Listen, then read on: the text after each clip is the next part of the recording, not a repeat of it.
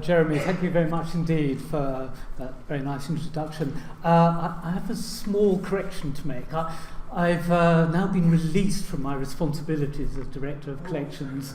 I retired from the National Gallery at the beginning of last year, and I'm now working independently in this field, and that's a great treat to be able to choose what I do rather than to have the management responsibilities of working at a great institution.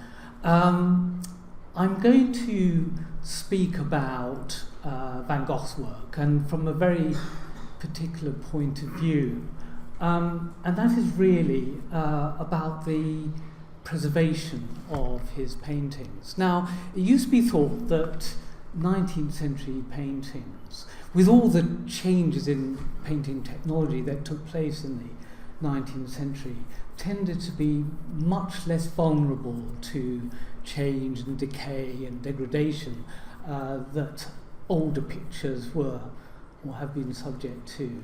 But it's now beginning to emerge that certain of the materials which were introduced to painting in the 19th century and were in fact very often guaranteed as stable by the manufacturers of those pigments are in fact not stable at all. And one of the consequences of that chemical instability is that some and maybe many 19th century pictures are more vulnerable than we've believed them to be in the past.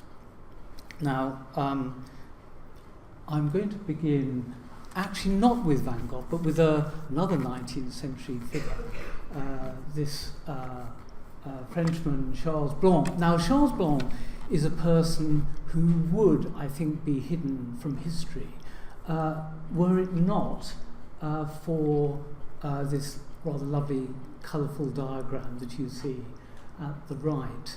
Now, in his day, he was a well-known person. He was the official art historian of the French state, and he was the director of the École des Beaux-Arts. And he wrote a 14-volume history of European painting. And you would think he'd be very well known for that, but nobody looks at that work. But what they do know is this diagram, which was published in 1867 in a book on the practice of painting and the theory of painting. And it was important in that it captured the imagination of 19th century painters as a way of understanding what might be the relationship in a theoretical way of the principal colours on the palette to one another. Now, this was an aesthetic theory.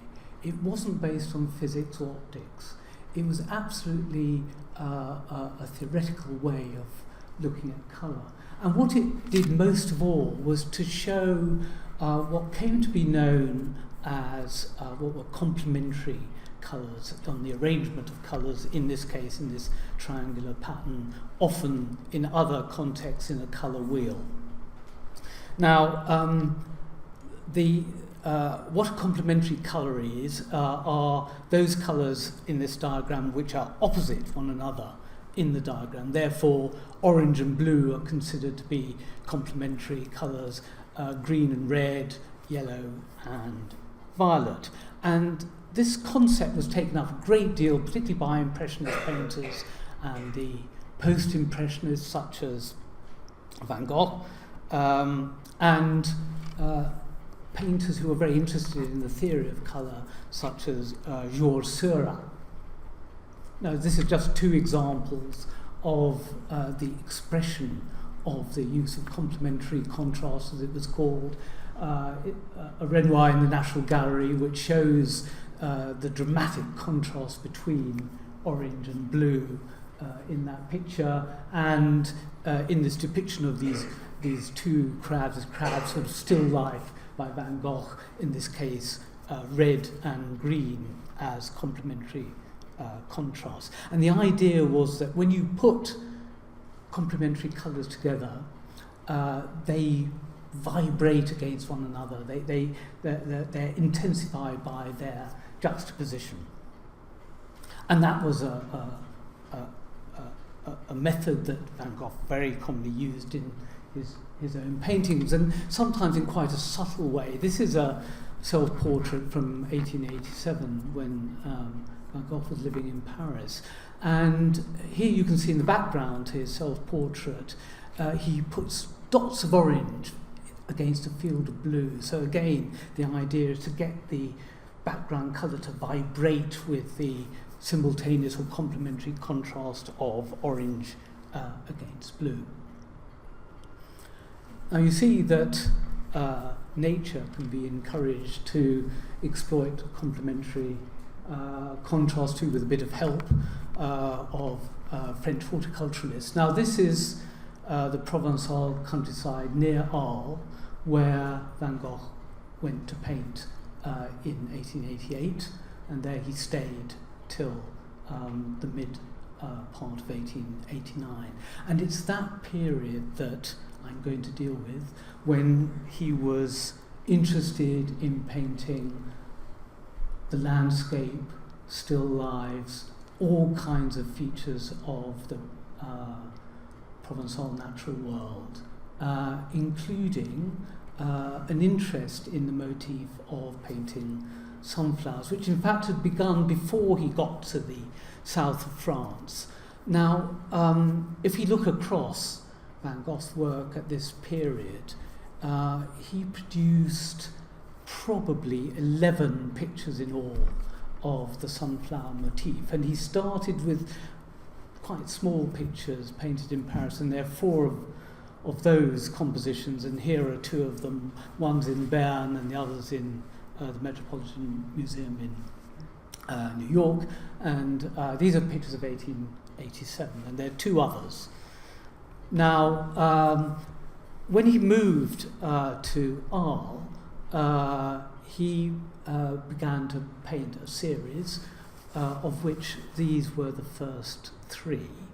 And they are, as you see, very different from the very familiar sunflowers in a vase that I'm going to be talking about in a moment. They're different in size, and most particularly, they make use of, if not complementary contrast, certainly great contrast between either yellow or orange and pale bluish green, or in one case, a deep blue background. So he was experimenting largely with the idea not only of the beauty of the sunflower blooms, but also, the intensity of their colour against a contrasting background. Now, two of these survive, but unfortunately the one in the middle, 6 Sunflowers, was destroyed in Japan by American bombing of the city of Osaka. The picture was sold to a Japanese collector in 1920, and that one is lost. But I think it's interesting coloristically, not only because of the colour of the sunflowers against background, it also, unusually for his work, has a painted frame. And here you can see that the frame is orange, and that is to contrast with the blue of the background. Perhaps more familiarly are these 2 sunflowers in a vase, which are yellow on yellow, as you see, and one is in the collection of the National Gallery in London, and the other belongs to the Van Gogh Museum in Amsterdam. And it's these 2 pictures which, over the years, with colleagues in Amsterdam, I've been studying in terms of their making, the materials used in their creation, and more recently to consider the question as to whether these pictures have changed with time. And that really is why I've given the talk the title I've given it. Now, Van Gogh, you probably know, is a painter who lays his paint enormously thickly, with great impasto, onto canvas. And you get a real sense of that when you illuminate the picture obliquely in what's called raking light. So if you have a light source at the edge of the picture shining across the paint surface, you really see its texture very well. And this is the London picture, the National Gallery picture in raking light. And this image is important to me for one rather peculiar reason, and that is quite often when you look at details of these sunflowers, particularly the Amsterdam and the London picture, it's quite difficult when you're just looking at an image, a photograph, to know which one you're looking at. And it happens the London picture unusually has this very noticeable white impasto highlight blob on the vase, which is lacking from the Amsterdam picture. So whenever I see that blob, I know we're dealing with the picture which is down the road in Trafalgar Square. Now, there is a third yellow on yellow sunflowers, and that is in Japan. Actually, for those of you thinking back a number of years, you might remember the picture actually in the National Gallery, where it was on loan for about 15 years, with the picture on the screen to its left. And the two were side by side for a very long time. The reason why I think this is interesting is that nobody, as far as I know, thought there was any problem about the attribution of this picture. Nobody thought it was not by Van Gogh and not part of the series. It was only a little later, in the late 1980s, that a French art historian raised some doubts about the attribution of this picture. And I'll say a little bit about that, but I'll also say now that it's my belief and the belief of my colleagues in Amsterdam that there's no question that this isn't a picture by Vincent van Gogh. But there are some art historians who are still not totally convinced by that. There is one slightly different feature about, well, there are two different features about this picture in comparison with the others, and I'll say a bit more about that in a minute. But one thing that you notice immediately is the picture in Japan is not signed, as the two others, its companions, are. Now, you may know that Van Gogh, apart from being a prolific painter, was also a prolific writer of letters. And he wrote, I think it's about 820 letters during his lifetime. And the majority of them were to his brother, his younger brother, Theo. And he wrote about all kinds of subjects, about his art, his creation of paintings, his attitudes to art. He wrote to some other artists, and very fortunately for those who study the materials of painting, he also frequently wrote to Theo to order paints from Paris suppliers. And he listed the paints he was going to use. And that's, of course, fantastically useful if you're studying his pictures, because we know he must have used these materials. There was no question that he would order them, pay for them, and so on, although they were largely paid for by his brother, in fact, but without him actually using them. So this is a very, very good source. And it's at the National Gallery over the years, as we've been studying works of art, we very frequently looked at contemporary painting treatises in studying earlier pictures to try and make comparison between what is mentioned as suitable for painting in treatises in comparison with what you actually find in pictures. And here we have a very, very clear correspondence between paints ordered to be used directly. So that's very valuable. Now, this particular letter, written in September 1888, is just after the time that Van Gogh painted those three sunflower groupings on blue or greenish blue backgrounds. he'd already finished those. And what I'd like you to notice about this list, this order for colour. Firstly, the quantities involved. The numbers in this column here, the numbers of tubes, and he actually says, he wants 6 very large tubes of cobalt blue and so on.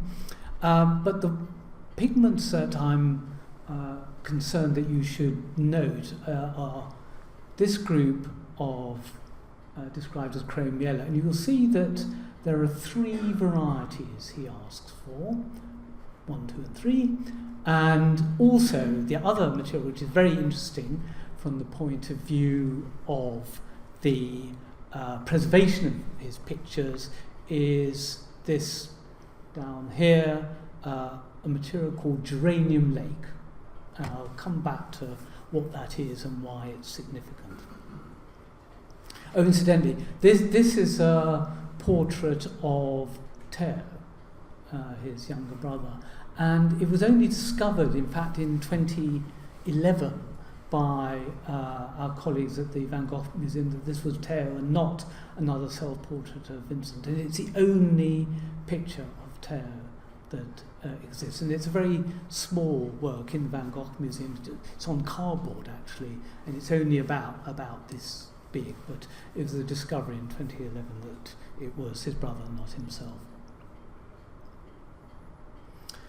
Now, this is a letter, or part of a letter to another painter called Arnold Koning, who was younger than Van Gogh.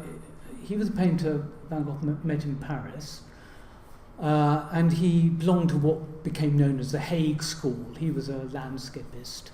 And in this letter, written in the winter of 1889, he describes his painting of some of the sunflowers, and he, I think probably slightly falsely, describes the very restricted palette that he used to create these works. So he says just the 3 chrome yellows that he mentions, of course, in the earlier letter: yellow ochre, material called Veronese green, which is what we call in English now emerald green. There's a confusion in the French names for these pigments. What is called vert émeraude is in fact another pigment altogether, and I'll explain the presence of these materials in some of his pictures. But in this letter, he really says, I'm using a very restricted palette. And this was part of, in a sense, art theory in the latter part of the 19th century, that it was a desirable thing to use a very restricted palette. And so I think painters, including Monet, often said they used a sort of more restricted range of materials than was actually the case. And this is important to us because if you're going to preserve these works of art, you have to know what materials are actually present in their makeup. Now, there's another very interesting letter rather later, which has this rather enchanting diagram. This was written in again to Theo in May 1889, and it indicates a sort of concept for making a triptych of paintings involving 2 of the sunflowers with a portrait at the centre, which is traditionally known as La Berceuse. Now, La Berceuse means either the lullaby, or it could mean rocking the cradle.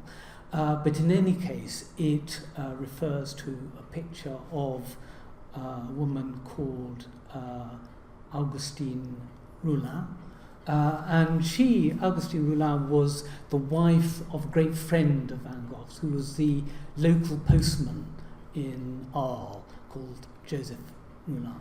Now, it is said, or I only read recently, that Madame Roulin was uncomfortable in the presence of Vincent, and you can sort of see that, I think, in this portrait. And there are 5 versions of this painting.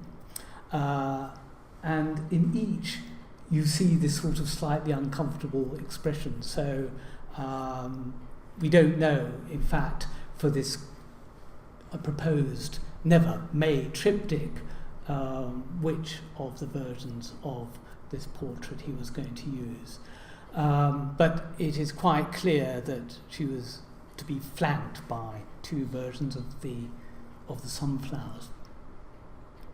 Now, in order to explain to the public what Vincent had intended, in 2013, in company with a great many other pictures by Van Gogh belonging to the Van Gogh Museum, the museum sort of reconstructed the triptych with two versions of the sunflowers and one of the versions of Blanc Berceuse at the centre, so people could get an idea of what this triptych might have looked like had it ever been put together.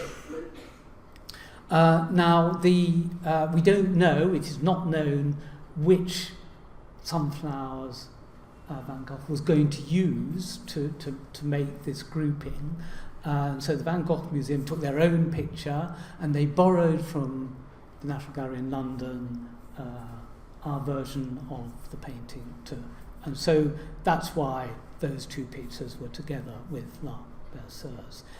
Now, the Van Gogh work exhibition was not only a great sort of treat to see marvellous collection of Van Gogh's work together, it was also the culmination of a most fascinating research project conducted over many years, actually, largely at the Van Gogh Museum. The responsibility of a close and dear colleague of mine, a woman called Ella Hendricks, who was then Chief of Conservation at the Van Gogh Museum. She's now Professor of Conservation and Restoration at the University of Amsterdam. And there you see Ella at work with the microscope examining a picture by Van Gogh. And she, with a number of colleagues in Amsterdam and elsewhere, over a period of must be 5 or 6 years, studied a great many of Van Gogh's work. And that team produced an absolutely marvellous book called Van Gogh's Studio Practice. You don't get a sense of the scale of this work from its cover. It's an enormously fat book which compiles all that is now known really about Van Gogh's painting practice, his materials and so forth. And in London we had a minor role in this, in that I had been working on the National Gallery sunflowers, and I also had material from the sunflowers in Amsterdam many years ago from the conservation department, because in those days they had no means of analysing paint from old master pictures, and we had the laboratory in London. So I was lucky enough to be collaborating with our colleagues in Amsterdam over this study. So our contribution to this was really only comparing these two paintings, but fascinating that is, of course. Now, we'd actually by the time the book was published, we'd actually known quite a lot about the two versions of the yellow sunflowers in terms of the materials used in their creation, and comparing the materials mentioned in the letters. And in the usual way, when studying pictures, you do everything you possibly can to find out about them. And one of the standard ways of investigating pictures is to make X-rays of the paintings. And here are the X-ray images of the London picture and the Amsterdam picture. And there is a sort of curious aspect of this story in understanding the relationship of the two pictures, and that is, although these X-rays existed in London and in Amsterdam, the paintings were examined in the cities where they belong. I didn't really know how to account for the fact that we never actually brought the X-rays together to compare them. And it's a great shame we didn't, as I'll explain in a minute, because they contain a piece of evidence that relates the two pictures together, which is crucial to understanding the history of these pictures. Now, X-rays can tell you a great deal about how pictures are made, and they tell you how the paint layers are laid one upon another. It tells you a lot about the materials, but most of all, they tell you about the internal structure of a picture. And one of the things that we saw right away, this is the London painting, was that for each of the sunflower blooms, there is what is called a reserve. And that is, Van Gogh, in making these pictures, left a space in the design of the picture, in which to insert the flower. So the flowers weren't painted first and then, their backgrounds painted up to them. We think the backgrounds were painted first, leaving a sort of space for each of the blooms, and then each flower was inserted into that space. And so it gives you a real sense of how these pictures were made. There's another technique of imaging which is also very valuable, although it gives you different kinds of information, and that's using infrared light for imaging. Now, what infrared light is mainly used for in studying pictures is to detect what's called underdrawing on paintings. And it's because infrared light will penetrate through the paint layers and will often be absorbed by a drawing medium. So, for example, if a painter makes a design on a canvas or a panel using charcoal, which is black material, charcoal is very, very absorbing of infrared light.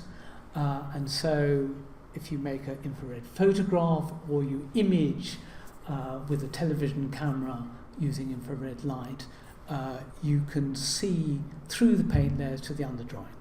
Now, most 19th century pictures are not very good subjects for underdrawing studies. Some are, some aren't. It all depends on the materials in which they're created. But we were lucky enough to see with infrared, this again is the London picture, and you might just be able to see that white highlight I mentioned down here that reminds me it is the London painting.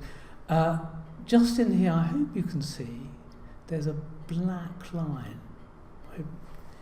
Well, certainly if you look very closely at this image, you can see it. And what that black line is a line of graphite or pencil. So it tells you that Van Gogh drew this bunch of sunflowers directly on the ground on the canvas. And that wasn't known until, we saw this image. Using reserves, that is, spaces in which to insert parts of the composition, is not uncommon in Van Gogh's work, and you can see it also in the so-called Van Gogh's chair, painted in 1888. So there's its X-ray to the right, and if you look at that in detail, you can see these dark gaps in the same way. So it shows you that there are blocks of paint being applied, but the paint doesn't quite, it doesn't quite meet. That shows you that, a reserve has been left for each of those areas of the composition, and the same is true for the sunflowers. Now, here again are the radiographs, and this is the point I was trying to make earlier about how valuable it would have been to have brought the X-rays together rather earlier than we did. They were first brought together when the two paintings were shown together in London after the Van Gogh at Work exhibition in Amsterdam. So in order to thank the National Gallery for our loan to Amsterdam of the London picture, the Van Gogh Museum very kindly lent their version to the National Gallery, and they were shown side by side. And one of the things that we wanted to do for that display of the two pictures was to explain to the public what we'd learned about their making, and most particularly our new discovery that we had finally clarified the order of painting, which had never been known. And that was based really essentially on comparing these X-ray images. And I'll try and explain what the thinking is behind that. Now, here's a London picture, and the argument rests around the appearance of these drooping sunflowers on either side of the vase, here and here, and in comparison with the Amsterdam picture. Now, I hope you can see that there's a difference in the density of the paint. The denser the paint, the whiter the image on an X-ray. And you can see it's much denser in comparison between London and Amsterdam. And the reason is that I explained, I think, that a reserve had been left for each of these blooms, and that means there is no background paint underneath. However, Van Gogh, when he created this image, these two sunflower blooms were later thoughts in the evolution of the composition. They're painted over the background, and therefore there's much more paint there, therefore it's much denser, and they appear white. There's no reserve left for these. However, when he came to create the Amsterdam picture, he left a reserve. In other words, he was basing this image on the London painting, and that tells you the Amsterdam picture is post the London painting. Of course, the other piece of evidence for that is that there's a drawing on the London picture, and there's no drawing to be found on the Amsterdam picture.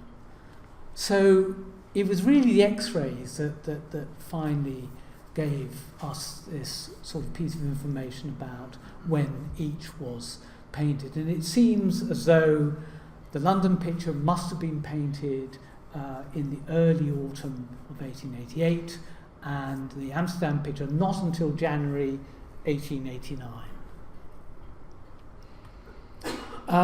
There are other features actually of interest in the X-ray, which you can see very clearly relate to the structure of the pictures. And one is this rather strange-looking addition to the top of the Amsterdam picture. There's actually an extra piece of wood at the top here. And you can see there are nails going through, fastening that piece of wood to the stretcher bars on either side, and also these bolts, these large iron bolts which go through. Now, we know that this appears to be a later addition, but in fact it is an original addition made to the picture by Van Gogh himself. And we know that from the fact that the paint is continuous across this join. And you can see that this isn't later paint along here. And you can see that here, these are X-ray details. And that is the Amsterdam painting. And there's a sort of, the background is made with a sort of crisscross brushstroke. And that emerges, I think you can see it best, you can see it here to a degree, and you can see it here. And this paint layer of the background is completely continuous, and therefore it's original. So what we believe speculatively is that this addition was made by Van Gogh to extend the field of the painting. And the reason he might have done that is to equalise the sizes of the pictures, perhaps in order to make the triptych, which was going to be framed together. Because what you need then are the frames to be all the same size. And if they're not quite the same size, you need to sort of equalise them to make an even rectangular arrangement of paintings. Just briefly, this is the picture in Japan, the one without the signature, and the one which some art historians have doubted as by Van Gogh's hand. The piece of evidence, I think, which very clearly makes it by Van Gogh is not the paint or the materials used or the way it's painting so much as the nature of the canvas support. Now, the Amsterdam picture, London picture are on linen canvases in a conventional way, just commercial canvases, whereas this painting is on a piece of coarse jute, sort of sacking. Now, it was known that Gauguin went to work with Van Gogh in Arles in the autumn of 1888. And it's known that they bought between them a large piece of a roll of jute canvas to paint on. And jute's very cheap, and that was doubtless the reason. It's very coarse material. And a number of researchers have looked closely at the weave pattern of a group of pictures on this jute support and worked out where on the roll of jute canvas these pictures came from. And this painting is one of them.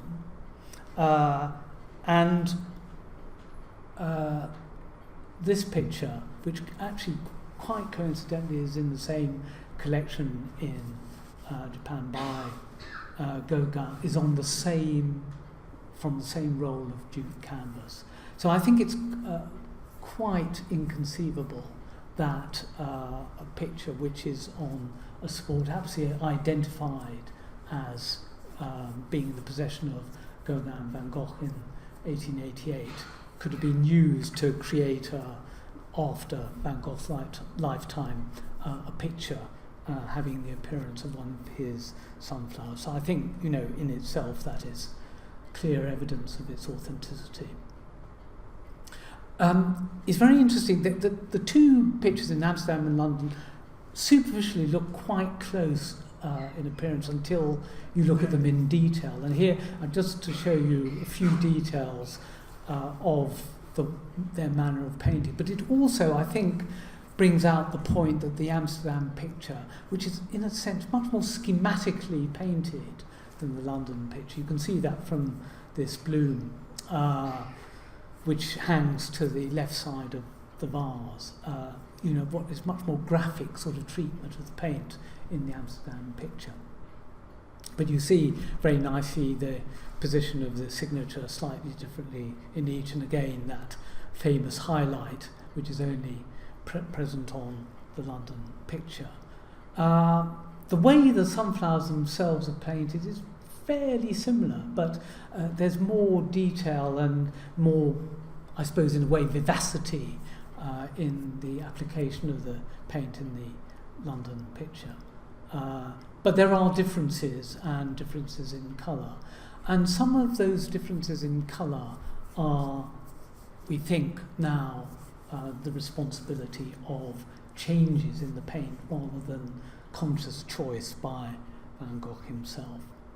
And that brings me to the matter of whether these pictures are wilting or will ever wilt. Now, in 2013, there was a sudden interest in the press in the possibility that new kinds of lighting systems being used principally by museums to illuminate works of art, including pictures, might be responsible for light damage to pictures. Now, you probably know that in recent years, museums are increasingly using what are called light-emitting diode light sources for illuminating works of art. And the reason that museums are doing that are twofold. Firstly, LED lights are much less energy intensive than the kinds of lights they replace, which are called tungsten halogen lights, conventional incandescent lights.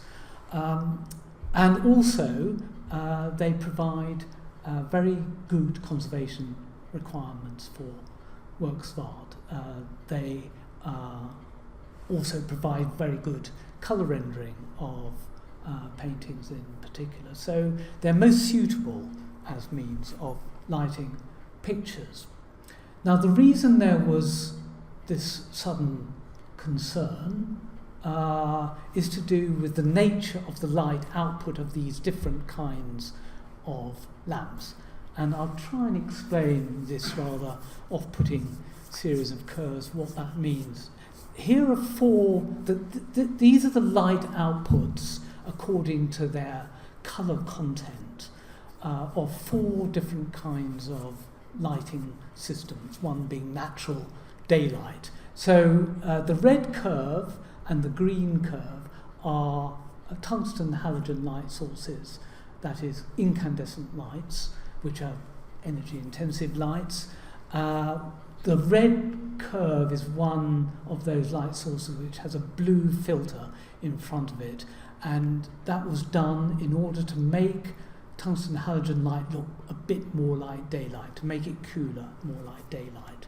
So that's that one. This is an unfiltered tungsten halogen lamp. This very sort of feature-full curve is filtered daylight. And for people who want to appreciate pictures, the light source that gives you the closest match to daylight is generally the best. And this is a new light-emitting diode light source. Now, what conservators immediately noticed about this was this feature here. Now, this is the blue end of the spectrum. This is the blue content of an LED light source, and this is the red end down here. Because there's a peak in the blue, some conservators said this is a problem because blue light is more energetic than red light. The shorter the wavelength of the light, and blue is the short wavelength end, contains more energy. And so when you allow energy to fall onto a physical object, it absorbs the light, and the high energy content of that light can cause damage to the materials of the work of art.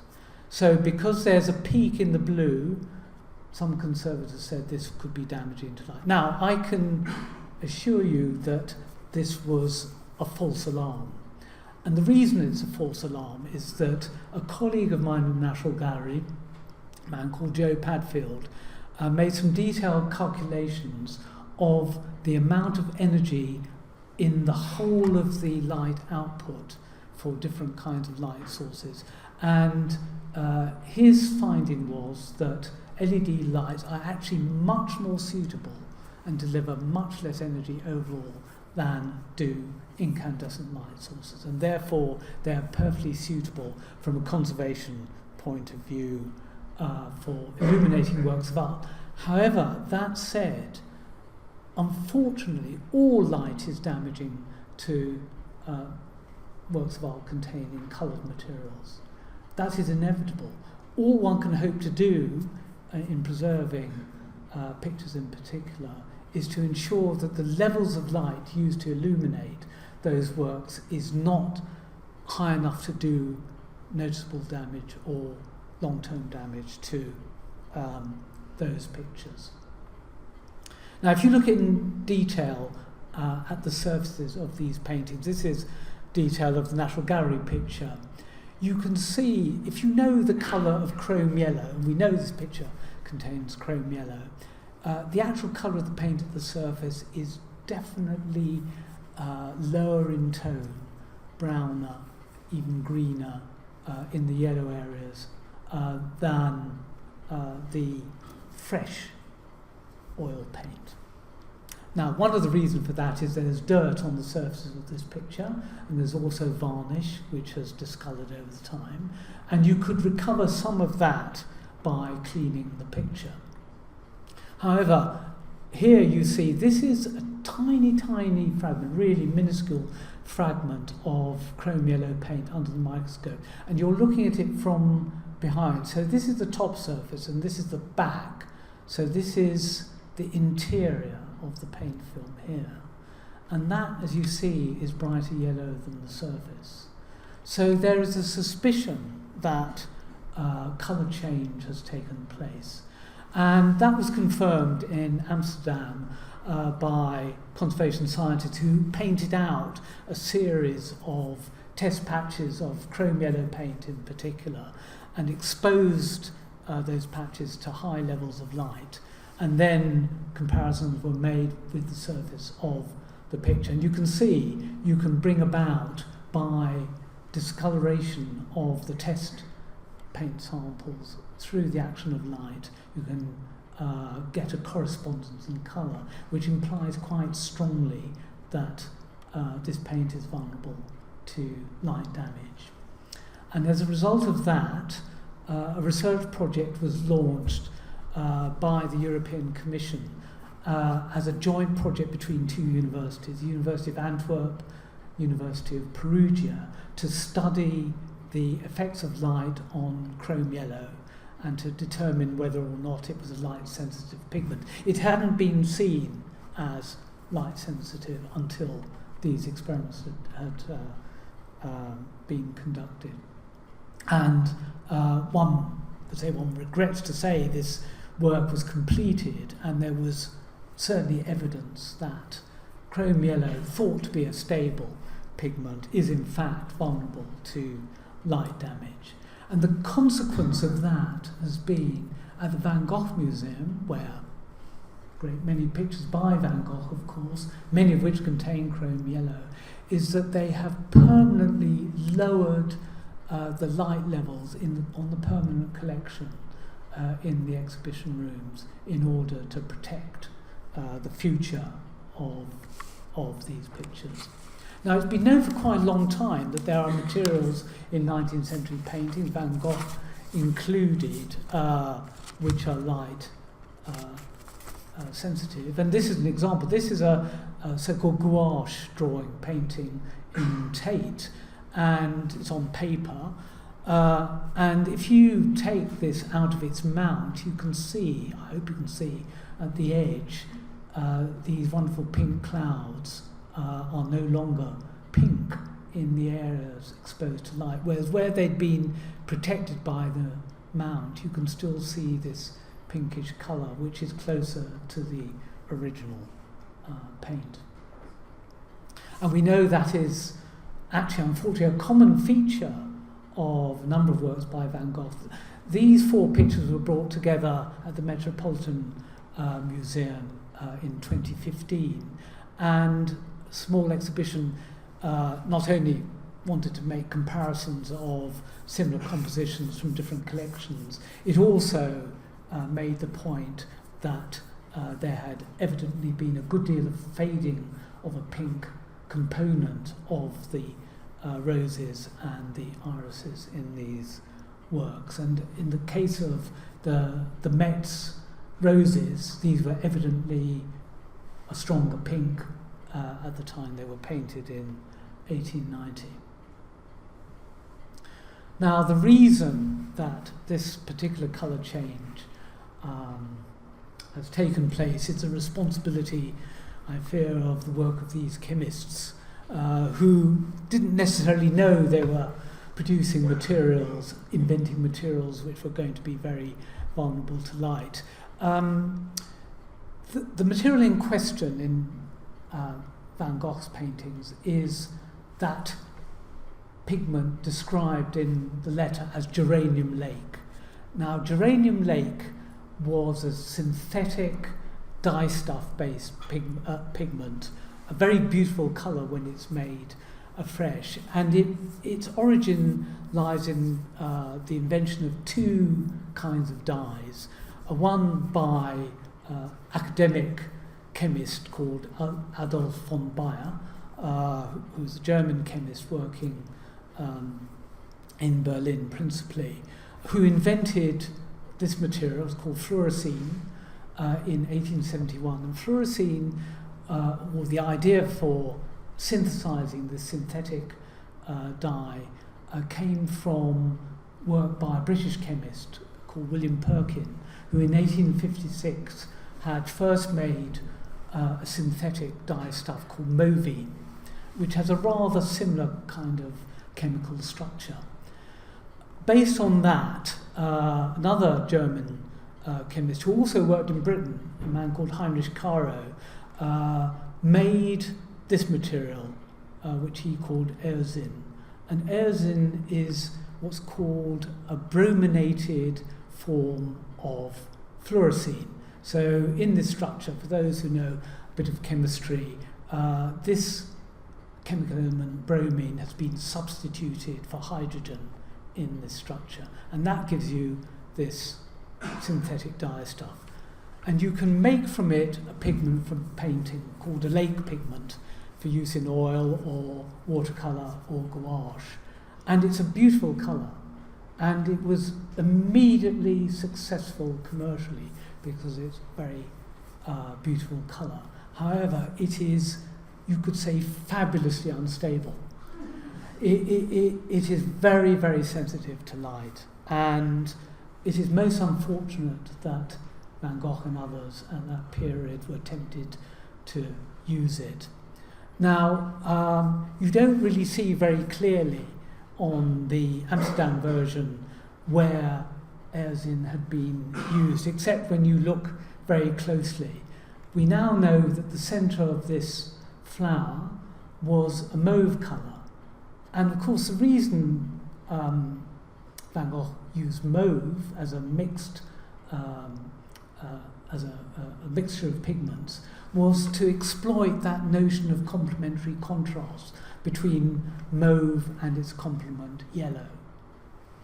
But you only just see any signs of that left when you look very closely, because within that blue streak under the microscope you can just see some surviving translucent red, and that translucent red we know is erzin, and we know that from analysis of the pigment. Now this is what's called a paint cross-section. It's a tiny fragment of paint embedded in a plastic block in order for one to look at the layer structure under the microscope. And this red colour of the centre of the flower is made from a completely stable traditional red pigment which is called vermilion, and that's what this material is here. And then there's this red translucent pigment, a glaze on top, which contains erzin. And part of the reason we know it's that material is from the way it appears in ultraviolet light under the microscope, because it fluoresces in a particular way, and that's what you see in this image. And that has been confirmed by analysis in an instrument called the scanning electron microscope, which has attached to it an analytical device capable of elemental analysis. And what we were able to do on that cross-section, this is a false colour map which shows the presence of bromine, which is a characteristic constituent of erzin dye stuff, in that upper part. And those red dots are a computer-generated map of the presence of bromine in that glazed layer. So we know that that layer contains the dye stuff, erzin, the unstable material. And we thought, well, that is very unlucky in a way for the picture in Amsterdam, because it makes it very sensitive in a way that the picture in London is not, because it doesn't contain erzin. And unfortunately, I have to say, that was the conclusion when we first finished this study. But science and the way that it is moves forward, and there is now at the National Gallery a completely new analytical device, which is rather like a sort of whole body scanner. And it utilises a technique called macro XRF, which stands for X-ray fluorescence scanning. And it's a way of detecting different chemical elements present in the pigments on the surface of a picture. and then mapping where they are across. We didn't have this device until very recently, and it is going to be a truly groundbreaking way for the future of examining pictures.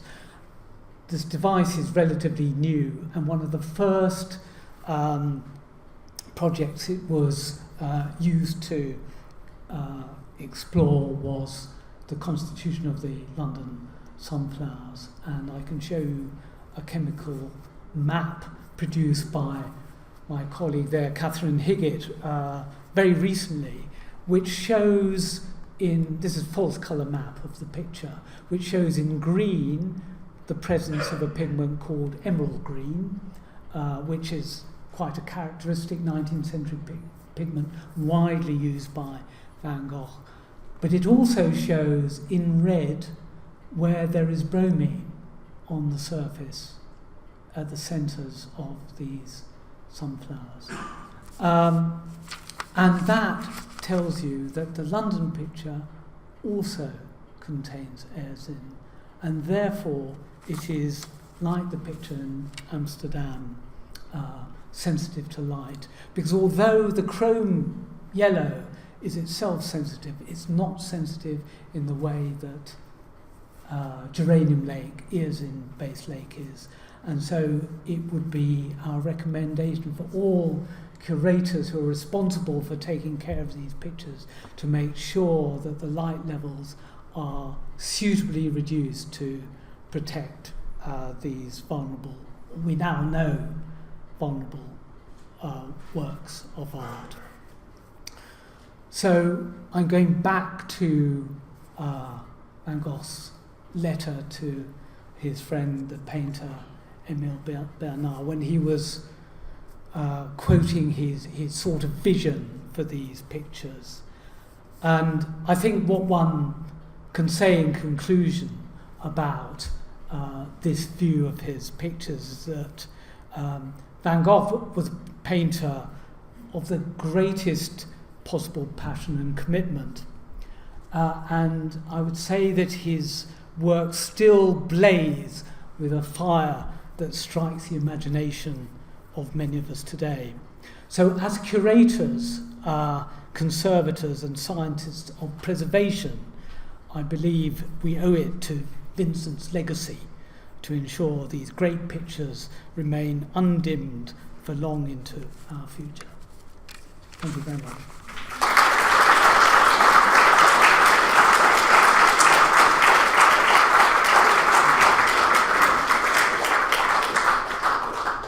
Thank you so much, Ashok.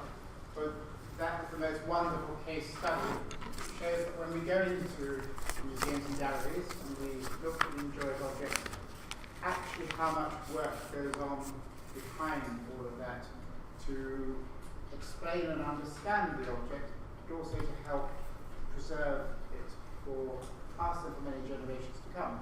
Now, I'm sure some of you have questions for Ashok, so we'll try and answer them.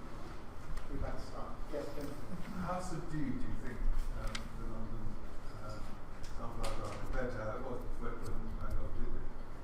That's a very interesting and slightly unknowable question. I think all you can do is you could take what we know of the constitution of the paint, and one could paint, that mixture of paint out and take a look at how that looks. And I think that probably takes you somewhere. But I'd make a point about the behaviour of oil paints, where there's a natural and a tendency for the paint to become lower in tone, and that's because the surface forms a skin as it dries, and that scatters light less diffusely, and that means that the colour is essentially slightly lower. So there's a natural, as the paint dries, a natural tendency to a lower tone. In the list of paint, Vincent asks for, there were 3 different chrome yellows. What's the difference between them? Yes, well, I didn't go into that. That was one of the subjects of the research done in Perugia and Antwerp universities. Now, it's known, in fact, we've known in London from analysis of an earlier picture by Van Gogh that there are at least 3 different kinds of chrome yellow, and they are chemically somewhat different. And the form, which is just the pigment itself, or the colouring matter, is a chemical compound called lead chromate. And there were other forms where it was combined with a sulfate of lead in its manufacturing process. And there were 2 forms of that lead chromate, lead sulfate pigment, and each of those is vulnerable to light, whereas the pure lead chromate is not particularly vulnerable to light. So there's a difference in the behaviour of different parts of the picture to light where they contain the different materials. And they're certainly all 3 in use in both the London and the Amsterdam pictures. The greater the information on chemical constitution that you can get from these developing techniques, the greater, I imagine, the tension between conservation and restoration. So if you can reproduce ASIN in the right format, in the right distribution, what temptation is there to hold as closely as possible, or to restore as closely as possible the original intention? That's a really interesting thought. Well, it is a principle of modern conservation restoration practice not to conceal any original part of a work of art, rather to uncover original parts, even if they are deteriorated and decayed. And I think it would be utterly unethical to paint over the centre of the sunflowers with fresh eosine or some more stable equivalent. And I don't think any conservator would want to do it, and any curator would allow them to do it. So I think all one can do, and this has been done for a number of pictures, is to digitally reconstruct the colour and paintings. And it, most famously, in a way, for this subject, it was done for Van Gogh's Bedroom, which is a painting in the Van Gogh Museum, where there's a bed which is painted in sort of orange-yellow colour, and then the paint of the room itself was a sort of purple colour, just like the centre of the flower in the sunflowers in the Amsterdam picture. And they on their website, or they used to have a colour digital reconstruction. So at least it gives people a sort of notion of how it might have looked. What evidence do we have of Van Gogh's awareness or concern, if any, for the possible deterioration of his colours? Yeah, well, he was very aware of the possibility, and in fact there's a letter, I can't remember its date, where he said all paintings fade like flowers. And in fact he's even meant to have considered painting things more brightly to compensate for deterioration with time. Of course, the difficulty with that is if something is going to deteriorate, there's probably no end point to it. In the end, it will be either totally discoloured or totally faded. So you can't really compensate properly for that sort of process of deterioration. But he certainly knew about it, and it was widely debated in the artistic community. The great difficulty was that in the 19th century, painters were relying on manufacturers to guarantee the stability of their materials, and they often would have published by, outside assessors were the stability of materials that they were tested and guaranteed to be stable. Unfortunately, it was never done for Uranium Lake pigment, and of course Caro, working for BASF, the German chemical company, they were developing dyestuffs for textile dyeing, where the stability is not important in the same way. So it's quite suitable to dye silk, but not suitable to make a pigment for painting.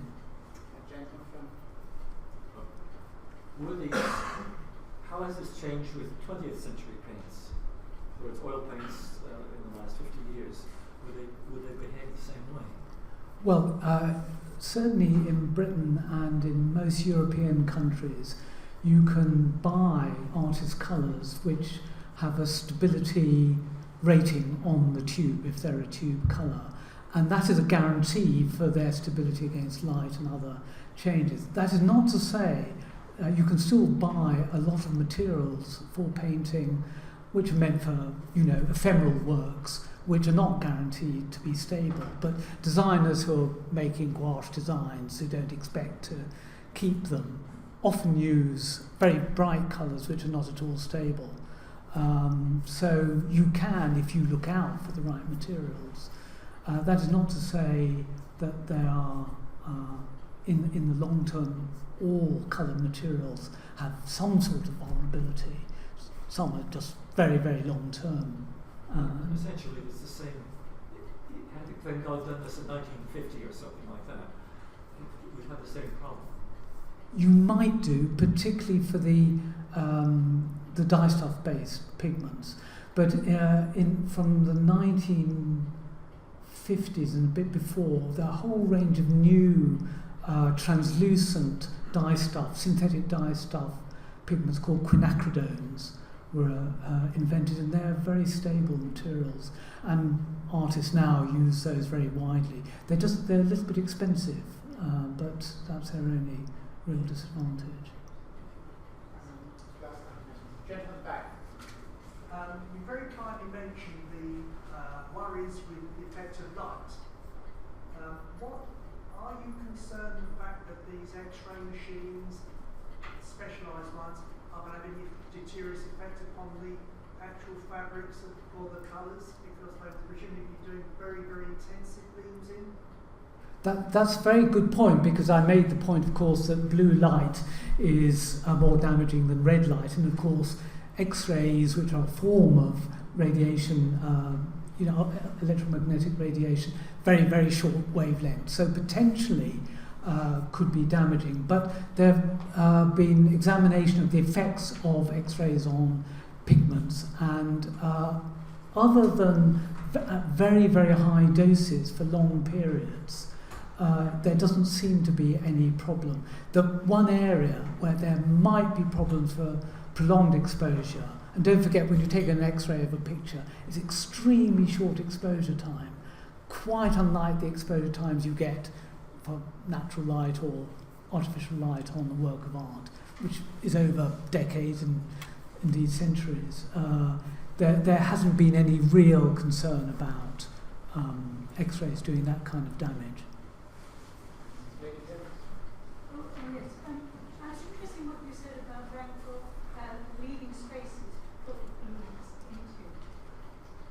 One of the things I've noticed in looking at Van Gogh's paintings is that if you stand too close to them, they're almost meaningless. You have to walk back, and there's a sudden moment when they actually work. Yes. I'd always assumed that was principally a function of the depth of the brush stroke, the amount of volume of paint you put onto the canvas. But I'm wondering now whether it's partly to do with this kind of blocking and then putting an image into the block space. Does it kind of bring it forward? I think that's a very good point, because I think there is a kind of, I was going to say an optimum viewing distance, as it were, but I think there's a point where if there is that kind of reserve, you do see it quite clearly, and if you're closer you don't see it, and if you're further away you don't see it, or not in quite the same way. But I would say about Van Gogh's work, there are a number of pictures painted in that way, with this sort of blocks of colour, but it's by far from the majority of pictures. Actually, in the majority of cases, the whole surface is actually covered with paint, and you don't get that sort of effect at all. But I certainly take your point. Right, I think we must draw things to a close now. Our next public lecture will be on the 16th of January at 1 p.m, when Colin Sheaf will be talking about Chinese vases in Western interiors. So if you'd like to come, do please register. And do remember that there are also tours of Burlington House, which you can register for. But wrapping up, I think the quality and number of your questions has shown what a fascinating talk we've just enjoyed. So I'd ask you please